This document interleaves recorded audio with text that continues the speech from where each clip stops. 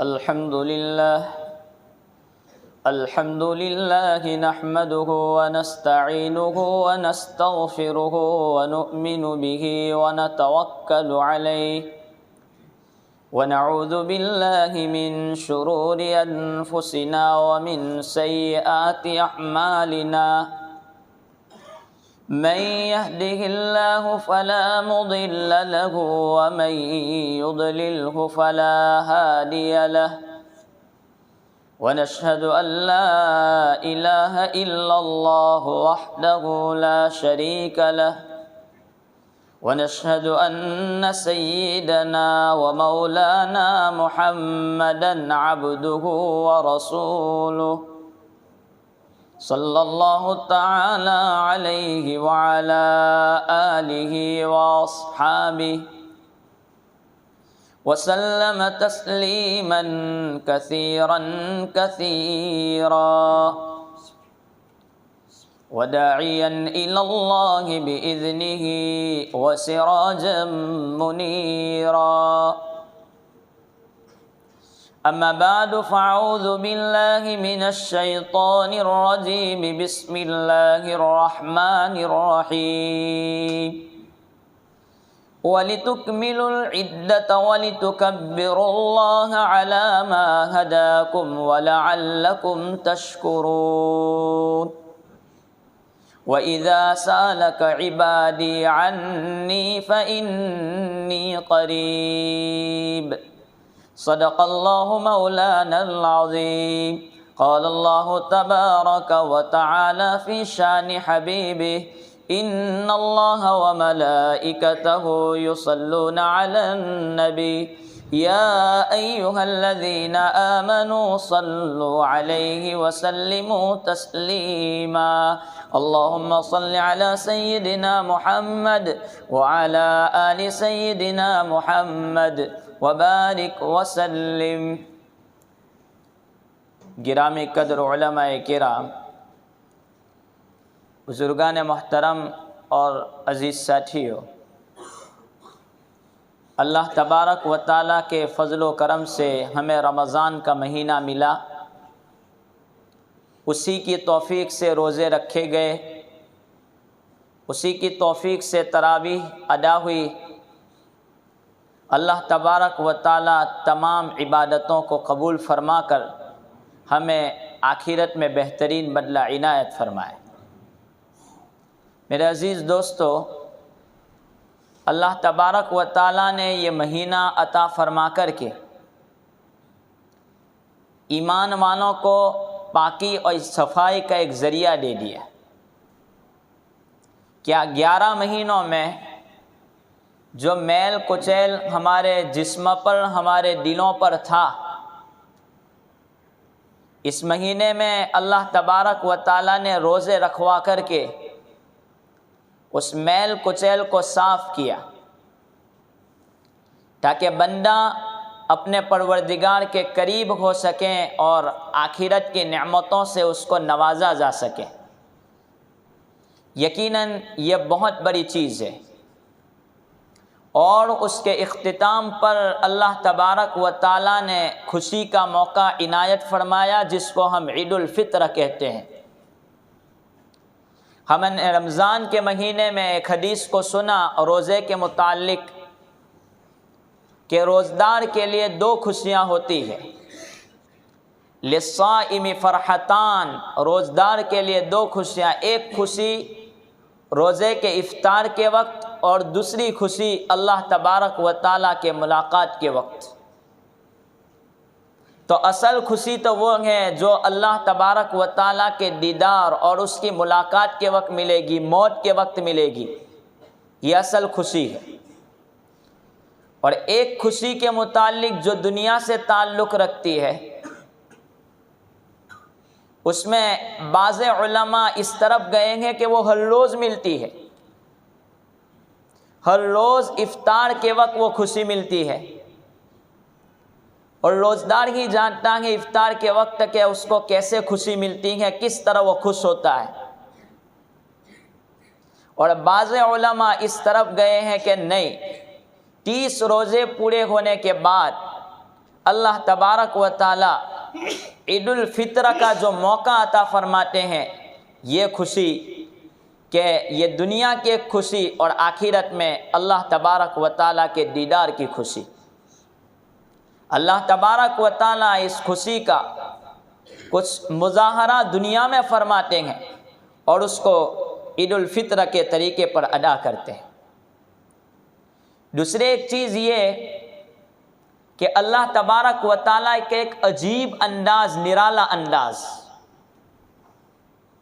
کہ اس نے 2 عید کے موقع سال بھر میں ادا کیے، اس کے علاوہ کوئی خوشی کا موقع نہیں۔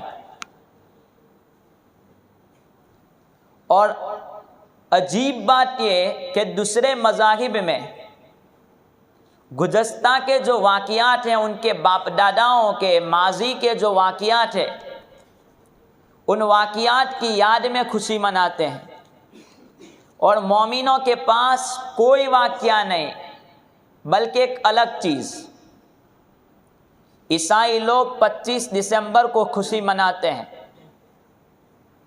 وہ یوں کہتے ہیں کہ حضرت عیسیٰ علیہ السلام کی پیدائش کا دن ہے۔ حال یہ ہے کہ روایتیں اس سے کچھ الگ تھلگ ہے، صحیح روایت کچھ اور ہے۔ بہرحال وہ 25 دسمبر کو حضرت عیسیٰ علیہ السلام کی پیدائش کے دن کو خوشی مناتے ہیں، ماضی کے واقعات کو لے کر کے۔ یہودی لوگ حضرت موسیٰ علیہ السلام کے فرعون کے غرق ہونے کے بعد بعافیت سمندر پار کرنے کی خوشی میں وہ عید کا موقع مناتے ہیں، تو وہ اپنے ماضی اور گزشتہ کے واقعات پر خوشی مناتے ہیں۔ ہندو لوگوں کے یہاں تو سال بھر میں بہت سارے ایسے موقعات ہیں کہ کسی بھی گزشتہ کے واقعے کو جوڑا اور اس کو خوشی میں تبدیل کر دیا، جس کو ہم اپنے ملک میں ہندو لوگوں کے یہاں دیکھتے ہیں۔ مومنین کے پاس، اسلام کے پاس بہت سارے خوشی کے موقع تھے، لیکن ایک بھی خوشی کا موقع عید کے لیے متعین نہیں ہوا۔ بدر کا موقع ایسا تھا کہ اس کو عید کا دن قرار دیا جاتا۔ حضرت نبی پاک صلی اللہ تعالی علیہ وسلم کی پیدائش کا دن ایسا تھا کہ اس کو خوشی اور عید منائی جاتی۔ حضرت نبی پاک صلی اللہ تعالی علیہ وسلم پر جو پہلی مرتبہ وحی اتری، وہ دن عید کا منایا جا سکتا تھا۔ فتح مکہ کا موقع عید کا بنایا جا سکتا تھا، لیکن ان میں سے کوئی بھی خوشی نہیں۔ اسلام میں سینکڑوں واقعات ایسے ہیں ماضی گزشتہ کے اگلے کہ اس کو خوشی بنا کر کے اس کو عید بنایا جاتا، لیکن اللہ تبارک و تعالیٰ نے کوئی دن اس میں سے خوشی کا نہیں، ایک الگ دن۔ تو ماضی کے جو واقعات پر خوشی منائی جاتی ہے، وہ اپنے باپ داداؤں کی یاد پر، اپنے اگلوں کی یاد پر، کہ ہم اپنے اگلوں کی یاد پر خوشی مناتے ہیں۔ اور جو بندہ اپنے بل بوتے پر خوشی مناتا ہے، اس کی خوشی کا مزہ کچھ اور ہے۔ تو اللہ تبارک و تعالیٰ نے خوشی عطا فرمائی 2 ہمیں سال میں، اور دونوں خوشی ایسے موقع پر کہ جو اہم عبادت کے اختتام پر ہے، پوری ہونے پر ہے۔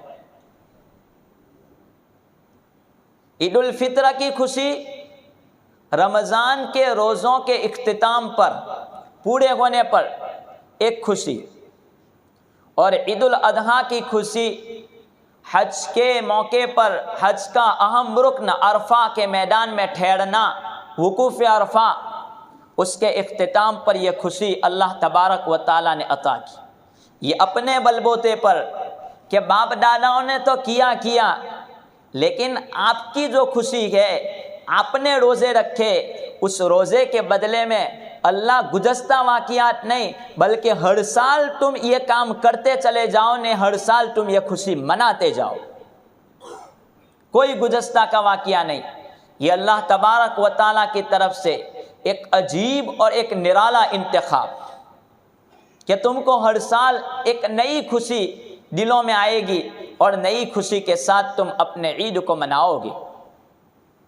ایک یہ بات، اور یہ عید کا موقع حقیقت میں اللہ تبارک و تعالیٰ کی طرف سے انعام کا دن ہے، اور اس رات سے بھی کہا گیا کہ عید کی رات یہ لیلۃ الجائزہ قرار دی گئی۔ انعام کی رات قرار دی گئی۔ اللہ تبارک و تعالیٰ فرشتوں کو گواہ بناتے ہیں کہ تم گواہ رہو۔ اصل میں فرشتوں کو گواہ بنانے کی وجہ یہ ہے کہ جب انسانوں کو پیدا کیا گیا تو انسان کی پیدائش کا جب رب العالمین نے ارادہ کیا تو فرشتوں نے یہ کہا تھا کہ اللہ ایسی مخلوق کو کیوں پیدا کرتے ہیں جو دنیا میں جا کر کے خون ریزیاں کریں۔ اصل میں وجہ یہ تھی کہ ہم سے پہلے انسانوں کے دنیا میں آنے سے پہلے جنات دنیا میں بستے تھے، جناتوں کو دنیا میں بسایا گیا تھا، اور یہ جنات لوگ دنیا میں رہتے تھے، انہوں نے خونریزیاں کی، اللہ تبارک و تعالیٰ نے پوری زمین کو صاف کیا، نے پھر انسان کو وجود دیا۔ تو فرشتوں نے یہ حالت دیکھ کر کے کہا تھا کہ اللہ تبارک و تعالیٰ آپ ایسی مخلوق کو پیدا کرتے ہیں کہ جو پھر خونریزیاں کرے گی۔ اللہ تبارک و تعالیٰ نے فرمایا قال انی اعلم ما لا تعلمون، کہ میں جو جانتا ہوں وہ تم نہیں جانتے۔ چنانچہ ان کے اس واقعے پر کہ انہوں نے کہا ان کی کیا ضرورت، تو اللہ تبارک و تعالیٰ ان کو گواہ بناتے ہیں کہ دیکھو ان کے اندر فساد کا مادہ ہے، گناہ کرنے کی طاقت ہے، لیکن ایک مرتبہ میں نے کہہ دیا کہ روزہ رکھنا ہے، آپ کو پانی بھی نہیں پینا ہے، آپ کو کھانا بھی نہیں کھانا ہے، تو باوجود پانی میسر ہونے کے وہ پانی کو ہاتھ نہیں لگاتا، کھانا ہونے کے باوجود وہ کھانا نہیں کھاتا۔ رہا تمہارا مسئلہ تو تم تو گناہ کرنا چاہو تو بھی نہیں کر سکتے، فرشتے گناہ کرنا چاہے تو بھی نہیں کر سکتے۔ وجہ اس کی یہ ہے کہ ان میں فساد کا مادہ نہیں ہے، ان کو نہ کھانے کی طاقت، کوئی خواہش ان کے پاس ہے نہیں، ان کو تو پیدا کیا کہ تم اللہ اللہ کرو، تو وہ تو گناہ کر ہی نہیں سکتے۔ تو اللہ تبارک و تعالیٰ کہتے ہیں کہ یہ میرے بندے وہ ہیں کہ وہ اگر عبادت پر آ جائے گا تو فرشتہ تجھ سے بھی آگے بڑھ جائے گا، تو گواہ رہے، تم گواہ رہو۔ پھر سے پوچھتے ہیں کہ مزدور اپنی مزدوری پوری کر دے تو اس کا بدلہ اور انعام کیا ہے؟ اللہ تبارک و فرشتے کہتے ہیں کہ اس کی مزدوری ادا کر دی جائے۔ چنانچہ اللہ تبارک و تعالی ہمیں مغفرت کا مژدہ اور خوشخبری سناتے ہیں۔ یقین رکھے اللہ تبارک و تعالیٰ کی ذات پر کہ وہ عید کے موقعوں پر بندوں کو معاف کر دیتا ہے، مغفرت فرما دیتا ہے۔ دو چیزیں الگ الگ ہیں۔ آدمی اپنے اعمال پر بھروسہ نہ رکھے، اللہ تبارک و تعالیٰ کی رحمت پر بھروسہ رکھیں۔ حضرت جنید بغدادی رحمۃ اللہ علیہ انہوں نے کہا کہ دو آدمی شیطان کے دھوکے میں آ جاتے ہیں، دو قسم کے۔ ایک وہ بندہ کہ جو اپنے اعمال پر بھروسہ کرے کہ میرے اعمال ہیں، میری مغفرت ہو جائے گی، تو ایک یہ بندہ کہ شیطان کے جانسے میں آ چکا کہ وہ یوں سوچتا ہے کہ میں اپنے اعمال کی مغفرت میں اعمال پر جاؤں گا۔ نہیں، اپنے اعمال یقیناً کمزور ہے، لیکن رب کی رحمت ایسی ہے کہ وہ کمزور اعمال کو قبول کر لیتا ہے۔ اور دوسرا بندہ یہ کہ جو اعمال کچھ نہ کرے اور اللہ تبارک و تعالیٰ کی رحمت سے امید یہ رکھے کہ مجھے بغیر اعمال کے بھی معاف کر دے گا۔ تو اور بندے کو اعمال کرنا ہے اور بھروسہ اپنے پروردگار پر رکھنا ہے۔ دونوں چیزیں شیطان کی طرف سے ہو سکتی ہے کہ اعمال کیے بغیر مغفرت کی امید، اور اعمال کے بعد عمل پر بھروسہ کرتے ہوئے مغفرت کی امید۔ کیونکہ اعمال پر بھروسہ، کیونکہ ہمارے وہ اعمال ہے نہیں کہ جو اللہ کے دربار میں پیش کیے جا سکے، لیکن رب تبارک و تعالی بڑے مہربان ہے، وہ ہمارے ٹوٹے پھوٹے اعمال کو قبول کر لیتے ہیں، اس بہانے کے رحمت کے جانسے میں آ کر کے، رحمت کے جوش میں آ کر کے رب کہتا ہے کہ میں اپنے جلال کی قسم کھا کر کہتا ہوں، میں میرے علو شان کی قسم کھا کر کے کہتا ہوں، میں ان سب بندوں کو اس کی مزدوری پوری کرتا ہوں، نے سب کو میں معاف کر دیتا ہوں۔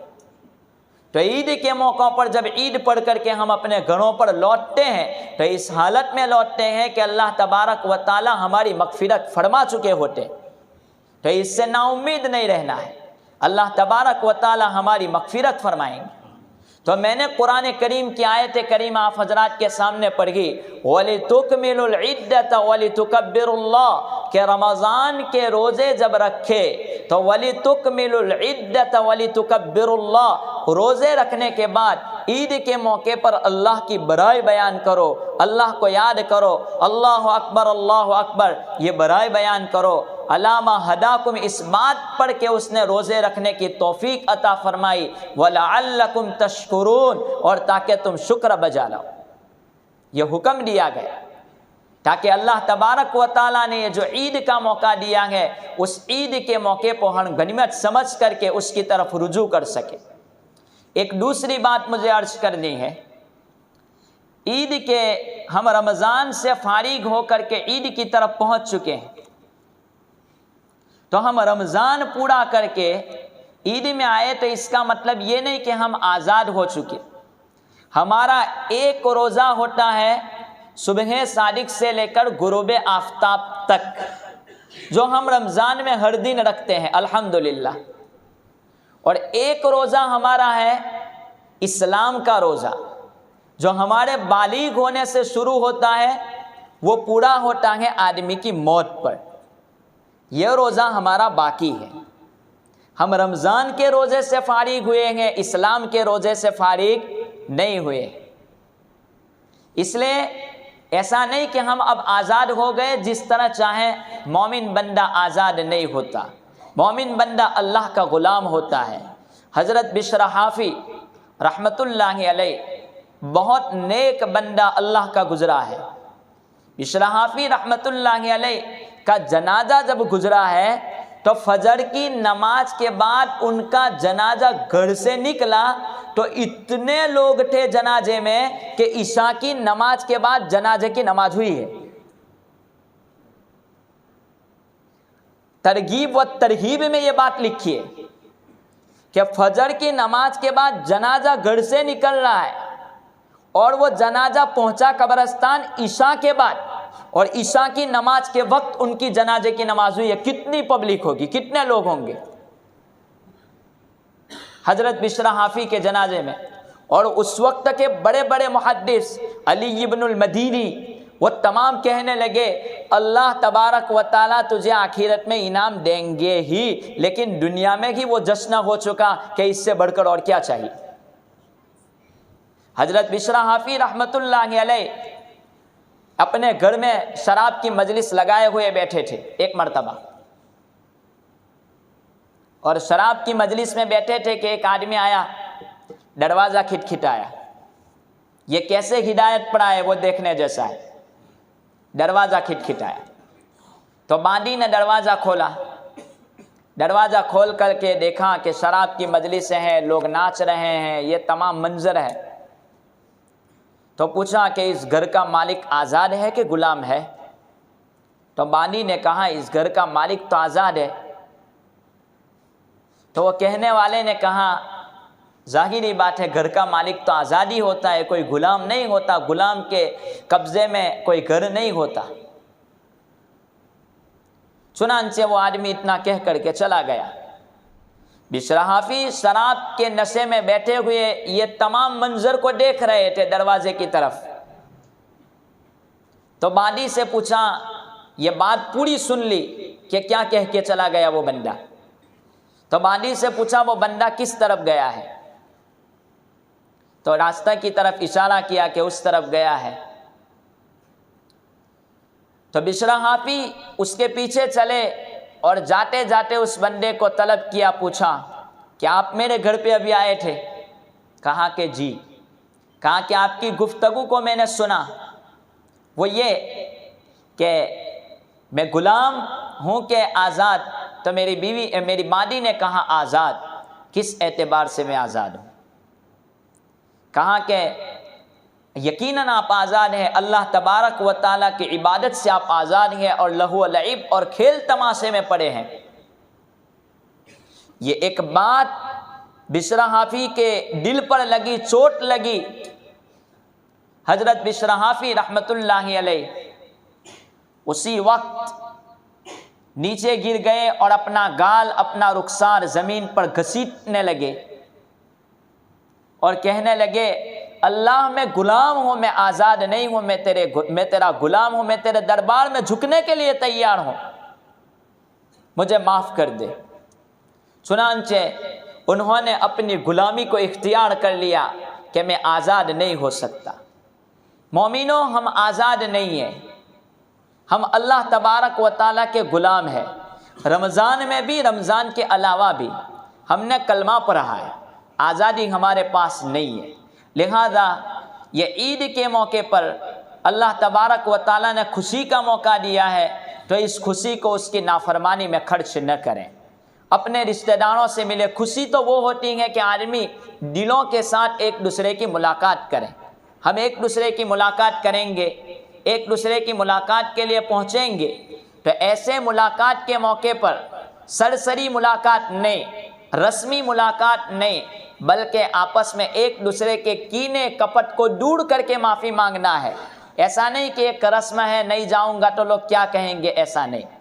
اور ہمارے اس خوشی کے موقع پر وَلِتُكَبِّرُ اللَّهَ، اللہ تبارک و تعالیٰ کی بڑائی بیان کرو، تو اس بڑائی کے موقع پر کم سے کم ہم سے ہو سکے تو اس کا کہیں کہ بھائی نماز پڑھ لینا، وَلِتُكَبِّرُ اللَّهَ، تاکہ اس پر بھی عمل ہو جائے گا۔ اصل میں وَلِتُكَبِّرُ اللَّهَ کا مطلب یہ ہے کہ آدمی اللہ کی پاکی بولتا رہے، تو اس پاکی میں یہ بھی شامل ہے کہ اپنے بندے کو ملاقات کے وقت کہیں کہ بھائی نماز تو ایک دعوت نماز کی ہو جائے گی، اللہ کی بڑائی کی طرف اعلان ہو جائے گا۔ اللہ تبارک و تعالی ہمیں اس پر عمل کی توفیق عطا فرمائے۔ خلاصہ کلام یہ کہ ہم آزاد نہیں ہیں، ہم اللہ تبارک و تعالی کے غلام ہیں۔ ہماری زندگی اسی کے ساتھ گزرنی چاہیے۔ 5 وقتہ نمازوں کی چھٹی نہیں ہے، روزوں کی چھٹی ہوئی ہے، دوسری عبادتوں کی چھٹی نہیں ہے۔ جو عبادت وقتہ پر آتی رہے، اللہ تبارک و تعالی نے ہمیں اجلا کر دیا، دھو کر کے صاف کر دیا۔ لیکن یاد رہے، جو کپڑا جتنا سفید ہوتا ہے، جب اس پر دھبا پڑتا ہے تو نظر بھی بہت جلدی آتا ہے۔ اللہ تبارک و تعالیٰ نے بالکل پاک و صاف کر دیا۔ اب ہمیں ہمارے جسم پر گناہوں کے دھبے پڑنے سے ہمارے دل کو بچانا ہے۔ اب ہمیں گناہوں کی طرف نہیں جانا ہے۔ اللہ نے تو انعام دیا کہ میں نے تم کو پاک کیا، اب میں نے جنت کے لائق بنایا ہے، اب پھر سے ہمیں جہنم والے اعمال کرنا نہیں ہے۔ اللہ تبارک و تعالیٰ ان باتوں پر ہمیں عمل کی توفیق عطا فرمائے۔ ہم عید کے موقعوں پر گھر سے نیت کر کے آئے ہوئے ہیں۔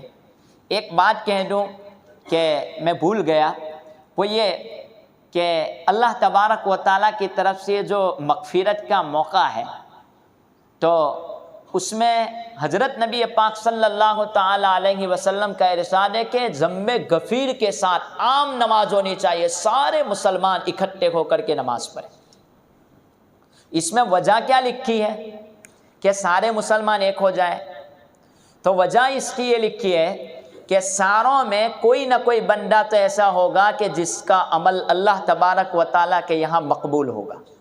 تو اتنے سارے مجمع میں 2-5 آدمی ہوں تو اللہ ایسا نہیں ہے کہ 5 کو معاف کریں دوسروں کو معاف نہ کریں، تو 2-5 کے صدقے میں، ایک بندے کے صدقے میں اللہ تبارک و تعالیٰ سارے مجمع کی مغفرت فرما دے۔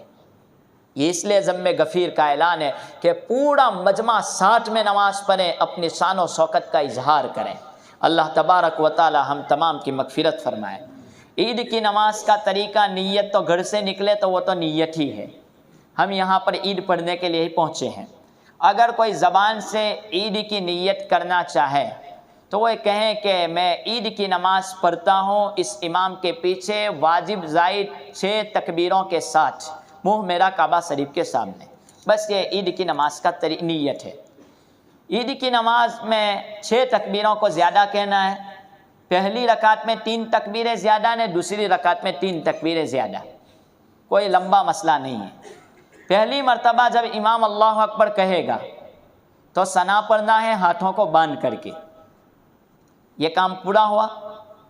اب دوسری مرتبہ اللہ اکبر کہے تو ہاتھوں کو کانوں تک اٹھا کے اللہ اکبر، یاد رہیں یہ تکبیر واجب ہے، ہر ایک کو اپنی زبان سے کہنا ہے، خالی ہاتھ اٹھا کے چھوڑ نہیں دینے ہیں۔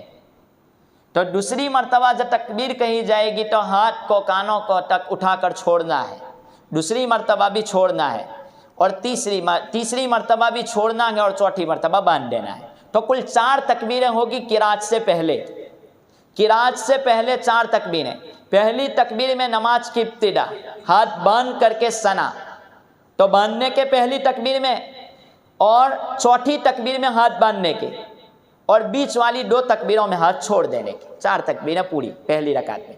تو ایک تو روزانہ کہتے ہیں وہ نے 3 زائد پوری ہو گئے. قرات، رکوع، سجدہ پہلی رکعت پوری نے، دوسری رکعت کی قرات بھی پوری. اب رکوع میں جانے سے پہلے 3 تکبیریں کہیں گے، کانوں کو، ہاتھ کو کانوں تک اٹھا کے چھوڑ دینے کے. چوتھی تکبیر میں رکوع میں جانے کا، سلام پھیر کر کے دعا ہوگی مختصر. اس کے بعد خطبہ یہ سننا واجب ہے، لہذا خطبہ سن کر کے ہم یہاں سے باہر نکلیں گے. اللہ تعالیٰ عمل کی توفیق عطا فرمائے. صفحے درست کر لیں.